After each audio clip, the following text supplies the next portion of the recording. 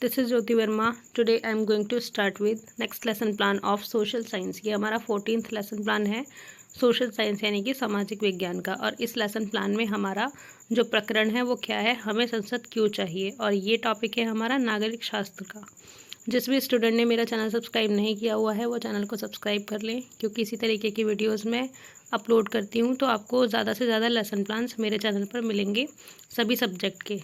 तो चैनल को सब्सक्राइब करें और वीडियो को लाइक करें, शेयर करें, कमेंट करें और बेल आइकन पर प्रेस कर लें, जिससे आपके पास जल्दी से जल्दी हर लेसन प्लान का नोटिफिकेशन पहुंच जाएगा। तो स्टार्ट करते हैं किस तरीके से हम अपना लेसन प्लान बनाना स्टार्ट करते हैं। सबसे पहले हम बोर्ड एंट्रीज़ लिखते हैं। बोर्ड एंट्रीज़ में हमें क्या लिखनी है, दिनांक, जिस डेट को हम पढ़ाते हैं, कक्षा यानी कि हमारी 8th क्लास का टॉपिक है, विषय सामाजिक विज्ञान, उपविषय नागरिक शास्त्र, प्रकरण हमें संसद क्यों चाहिए, कालांश है हमारा 5th यानी कि पीरियड, और उसकी ड्यूरेशन क्या है, अवधि क्या है, 35 मिनट्स। तो इस तरीके से हम अपने सारी जो बोर्ड एंट्रीज़ होती हैं, जो भी चीज़ें लिखी जाती हैं, वो सारी चीज़ें हम यहाँ पर लिखते हैं। नेक्स्ट हम आते हैं सामान्य उद्देश्य पर, यानी कि हमें सामान्य उद्देश्य लिखने होते हैं लेसन प्लान स्टार्ट करते वक्त। बोर्ड एंट्रीज़ के बाद जब हम अपना नेक्स्ट लिखते हैं सामान्य उद्देश्य, तब हम क्या लिखते हैं, विद्यार्थियों में लोकतांत्रिक नागरिकता का विकास करना। नेक्स्ट है हमारा विद्यार्थियों में राष्ट्रीय और अंतर्राष्ट्रीय दृष्टिकोण का विकास करना। थर्ड है हमारा विद्यार्थियों में आदर्श चरित्र का विकास करना। उसके बाद फोर्थ है हमारा विद्यार्थियों की मानसिक एवं वैज्ञानिक शक्तियों का विकास करना।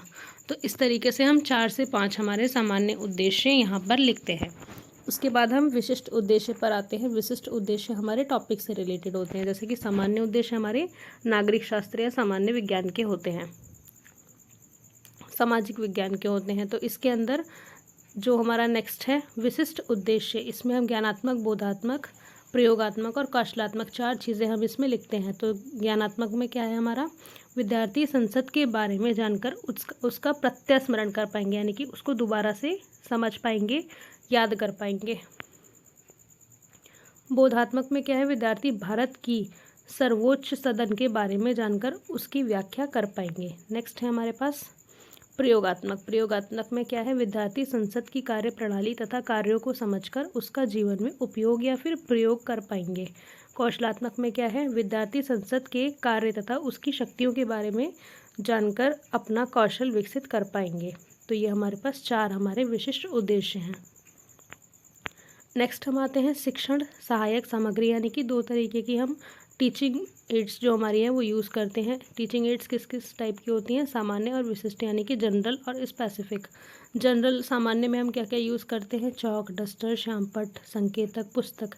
श्यामपट्ट यानी कि ब्लैक बोर्ड, संकेतक यानी कि पॉइंटर, तो हम ये चीज़ें यूज़ करते हैं। विशिष्ट में है हमारा चार्ट, यानी कि संसद भवन का एक चार्ट बनाकर हम बच्चों को दिखाएंगे। उसके बाद हम पूर्वाज्ञान देखते हैं। पूर्वाज्ञान में क्या है, हम चेक करते हैं कि बच्चों का पूर्वाज्ञान कितना है। तो ये पहले हम अज्यूम करते हैं कि सामान्य जानकारी बच्चों को होगी।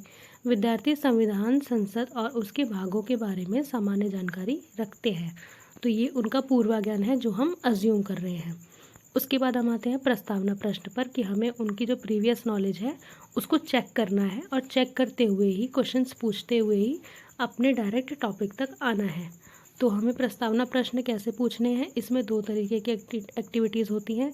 एक है हमारी छात्राध्यापिका क्रिया यानी कि टीचर्स एक्टिविटी, और एक है छात्र क्रिया यानी कि स्टूडेंट्स एक्टिविटी। तो 2 तरीके की हमारे यहाँ पर एक्टिविटीज़ होती हैं। फर्स्ट क्वेश्चन है हमारा, हम किस देश में रहते हैं, भारत। भारत की राजधानी कहाँ है, नई दिल्ली। नई दिल्ली में भारत का सर्वोच्च सदन कौन सा है, संसद। संसद किनसे मिलकर बनता है, तो बच्चे मौन रह जाएंगे। ये उनके लिए समस्यात्मक प्रश्न होगा, क्योंकि बच्चों को नहीं पता होता कि संसद के कौन कौन से भाग है या किन किन से मिलकर बना है। उसके बाद हम क्या करेंगे, उद्देश्य कथन पर जाते हैं। क्वेश्चन पूछते वक्त ही, बच्चों आज हम भारत की सर्वोच्च सदन संसद के बारे में अध्ययन करेंगे। या फिर हम इस तरीके से बोल सकते हैं, बच्चों आज हम भारत की सर्वोच्च सदन संसद, जो हमारा टॉपिक है सामाजिक विज्ञान नागरिक शास्त्र का, इसके बारे में अध्ययन करेंगे। इस तरीके से आप बोल सकते हैं। उसके बाद हमारा मेन प्रस्तावना, जो हमारी प्रस्तुतिकरण आ जाती है, प्रस्तावना प्रश्न और उद्देश्य कथन के बाद मेन हमारा प्रस्तुतिकरण, यानी कि हमें किस तरीके से प्रेजेंट करना है। तो प्रस्तुतिकरण में हमारे पास 5-6 कॉलम्स होते हैं लगभग। शिक्षण बिंदु, शिक्षण क्रियाएं, छात्र छात्रा क्रियाएं, शिक्षण विधियाँ, शिक्षण सामग्री, श्यामपट्ट कार्य, मूल्यांकन। ये हमारे पास कुछ ऐसे कॉलम्स होते हैं। उसके बाद हम सबसे पहले यहाँ पर डिफ़ाइन करते हैं संसद को। तो संसद के बारे में हम बच्चों को बताते हैं, जो भी हमें बच्चों को बताना है उसको हमें स्पष्टीकरण यहाँ पर लिखना होगा कि हम लगभग इतना कंटेंट बच्चों को बताएंगे। ज़्यादा या कम आप थोड़ा बहुत बता सकते हैं, लेकिन आपको अपने टॉपिक संसद पर टिके रहना है। आगे कोई भी नई चीज़ ऐड नहीं करनी।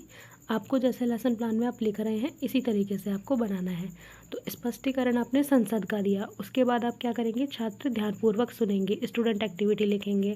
शिक्षण विधि कौन सी है, व्याख्यान। तो आप व्याख्यान मेथड का, एक्सप्लेनेशन मेथड का यूज़ कर रहे हैं।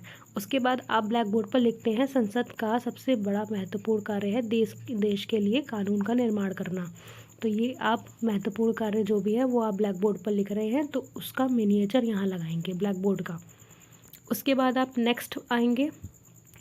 नेक्स्ट किस पर आएंगे आप, संसद की भूमिका, यानी कि जो संसद है उसकी भूमिका क्या है। तो उसकी भूमिका आप बच्चों को समझाएंगे। भारतीय लोकतंत्र में संसद जनता की सर्वोच्च प्रतिनिधि संस्था है, मतलब एक इस तरीके से कम्युनिटी है, संस्था है। संसद ही इस बात का प्रमाण है कि हमारी राजनीति व्यवस्था जो है, जो हमारी पॉलिटिकल एक हमारा जो मैनेजमेंट है, व्यवस्था है, उसमें जनता सबसे ऊपर है। संसदीय शब्द का अर्थ ऐसी लोकतंत्रात्मक राजनीति व्यवस्था से है जहां सर्वोच्च शक्ति लोगों के प्रतिनिधियों के उस निकाय में निहित है। भारत में संविधान के अधीन संघीय विधानसभा विधानमंडल को संसद कहा जाता है। तो इस तरीके से आपको बच्चों को एक्सप्लेन करना है। छात्र ध्यानपूर्वक सुनेंगे। व्याख्यान आप यूज़ कर रहे हैं यहाँ पर, और पार्लियामेंट का आप बच्चों को एक पिक्चर दिखा रहे हैं इस तरीके से, पार्लियामेंट ऑफ इंडिया। इस तरीके से आप कोई भी क्रिएटिव पिक्चर बना सकते हैं एक चार्ट पेपर पे। चार्ट पेपर का मिनिएचर और ब्लैक बोर्ड का मिनिएचर आप यहाँ पर ज़रूर लगाएंगे। उसके बाद संसद के कार्य, यानी कि जो संसद है, पार्लियामेंट है, उसके क्या क्या कार्य होते हैं। तो सबसे पहला कार्य बच्चों को स्पष्टीकरण देंगे, राष्ट्रीय सरकार का चुनाव करना। तो ये आप अच्छे से बच्चों को एक्सप्लेन करेंगे कि राज्यसभा और लोकसभा 2 सदन होते हैं यहाँ पर। इस तरीके से आप कई चीज़ें 4 से 5 लाइनों में बच्चों को एक्सप्लेन करेंगे। छात्र ध्यानपूर्वक सुनेंगे। व्याख्यान विधि का आप यूज़ करेंगे, और यहाँ पर आप संसद के कार्य बच्चों को बता रहे हैं, तो आप तीनों कार्य यहाँ पर ब्लैक बोर्ड पर लिखेंगे। एक्सप्लेनेशन आप लिखने के बाद देते रहेंगे साथ साथ, और इसी के साथ आप बच्चों से मूल्यांकन के लिए प्रश्न पूछ सकते हैं बीच में, ताकि आपको पता चले कि बच्चे ध्यान से सुन रहे हैं या नहीं। तो आपको एक क्वेश्चन बीच में पूछ के चलना है, 1-2 क्वेश्चंस। पहला आपने बता दिया राष्ट्रीय सरकार का चुनाव करना। सेकंड क्या है, सरकार को नियंत्रित करना, मार्गदर्शन देना। ये किसका काम है, संसद का। तो ये नेक्स्ट पॉइंट है आपका। तो आप नेक्स्ट पॉइंट के बारे में भी बच्चों को अच्छे से पूरा एक्सप्लेन करेंगे। थर्ड है हमारा कानून बनाना, यानी कि संसद का कार्य क्या होता है, मेन पर्पस क्या है संसद का, कानून बनाना। यानी कि लोगों के लिए हमारा जो कानून है वो क्या है, धर्म, लिंग, जाति व वर्ग के आधार पर कोई भेदभाव हमारे कानून के अंदर नहीं है, कोई भी किसी भी प्रकार का डिस्क्रिमिनेशन नहीं है। तो आप ये चीज़ें बच्चों को बताएंगे, इसको और अच्छे से एक्सप्लेन करेंगे। उसके बाद आपका यहाँ तक प्रेजेंटेशन में जितना आप पढ़ा सकते हैं आप उतना ही लेसन प्लान में लिखेंगे। तो आप मान लीजिए इतना पढ़ा सकते हैं तो आपने इतना ही लिखा। अगर आप और ज़्यादा पढ़ाना चाहते हैं कि आप 35 या 40 मिनट्स में कवर कर लेंगे, तो आप इसमें एक पॉइंट और बना सकते हैं जो आपकी बुक के अंदर होगा। बुक से अलग हट के आपको कोई भी पॉइंट नहीं बनाना, आप अपने चैप्टर के अंदर देख कर ही पॉइंट्स बनाएंगे। तो इस तरीके से आपने इतना बनाया। उसके बाद आप आएंगे नेक्स्ट पुनरावृत्ति प्रश्न पर। पुनरावृत्ति प्रश्न कैसे होते हैं, आप पूरा चैप्टर पढ़ाने के बाद जितना आपने पढ़ाना है उतना पढ़ाने के बाद आपको 2 से 3 क्वेश्चन बच्चों से पुनरावृत्ति प्रश्न पूछने हैं, रिकैपिचुलेशन क्वेश्चंस। तो फर्स्ट है हमारा संसद के कितने कार्य हैं, संसद के कितने सदन होते हैं। तो सदन हमारे 2 होते हैं, लोकसभा और राज्यसभा। और संसद के कार्य कितने होते हैं, मेन जो हमारे कार्य होते हैं वो 3 होते हैं। तो इस तरीके से आपको बच्चों को एक्सप्लेन करना है। और भी कई चीज़ें आप इसके अंदर बता सकते हैं, और भी क्वेश्चंस ऐड कर सकते हैं। नेक्स्ट है गृह कार्य। गृह कार्य आपको बच्चों को देना है, संसद की भूमिका विस्तार पूर्वक लिखिए। तो संसद की भूमिका बच्चे अपने आप लिख कर लाएंगे। उसके बाद आपको क्या करना है, पर्यवेक्षण टिप्पणी के लिए यहाँ पर जगह छोड़नी है। यानी कि जो भी सुपरवाइज़र आपका लेसन प्लान ऑब्जर्व करेंगे, आपको पढ़ाते हुए देखेंगे, वो क्या करेंगे, आपसे आपके अंदर जो भी कमी है या फिर कोई दिक्कत आ रही है आपके लेसन प्लान में पढ़ाते वक्त, कोई स्टेप आप भूल रहे हैं या आपने बोर्ड एंट्रीज सही से नहीं की है, आपकी बोर्ड राइटिंग अच्छी नहीं है, इस तरीके से अगर कोई भी आपका ऐसा रिमार्क होता है तो उसके लिए आपको यहाँ रिमार्क्स दिए जाते हैं। अगर आप सारी चीज़ें परफेक्टली कर रहे हैं उसके लिए आपको गुड, वेरी गुड इस तरीके से रिमार्क्स दिए जाएंगे। और अगर कोई मिस्टेक है तो वो चीज़ें यहाँ पर लिखी जाएंगी कि आपको ये चीज़ें और इम्प्रूव करनी है। तो यहाँ पर इसलिए आप सुपरवाइज़र रिमार्क के लिए जगह छोड़ते हैं। सो फ्रेंड्स, आई होप आपको ये वीडियो बहुत पसंद आया होगा। आपको पूरा लेसन प्लान हमें संसद क्यों चाहिए, ये जो हमारा टॉपिक है 8th क्लास का नागरिक शास्त्र का, आपको बहुत अच्छे से समझ में आया होगा।